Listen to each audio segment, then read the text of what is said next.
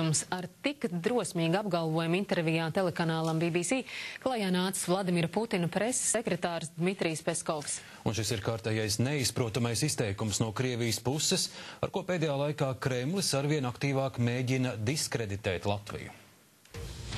Intervijā ar BBC žurnālistu Krievijas prezidenta preses sekretārs Dmitrijs Peskovs kategoriski noliedz, ka Ukrainā karot Krievijas karavīri. Te esot no dienesta atvaļinātie kaujinieki, kas paši devušies karot savas gribas pēc. Peskovs brīdināja, ka Krievijai ir sarkanās līnijas un tā necietīs starptautisku pazemojumu. Šajā brīdī sarunā tika piesaukts arī Latvijas vārds. Arī rietumiem ir savas sarkanās līnijas. Latvija.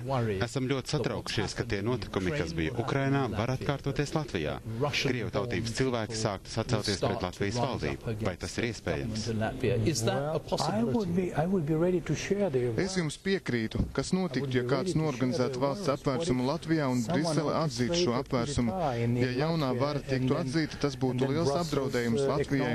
Kad reiz ir radīts precedents par militāru apvērsumu īstenošanu Eiropas sirdī, tas ir liels apdraudējums visam kontinentam. Tas ir vienmēr tā bijis, ka Kremlis ir raudzījies uz Latviju kā principā vājo ķēdes posmu, gan tāpēc, ka mēs esam nabadzīga valsts, gan tādēļ, ka mums ir liela un diezgan vāji integrēta krievvalodīgo minoritāte. Un, protams, šajā situācijā, kad tā konfrontācija starp NATO un rietumiem un Krieviju pieaug, protams, skaidrs, mēs esam tie, kas ir vistuvāk pie rokas, un šādi provokatīvi izteikumi ir šajā ziņā diezgan simboliski.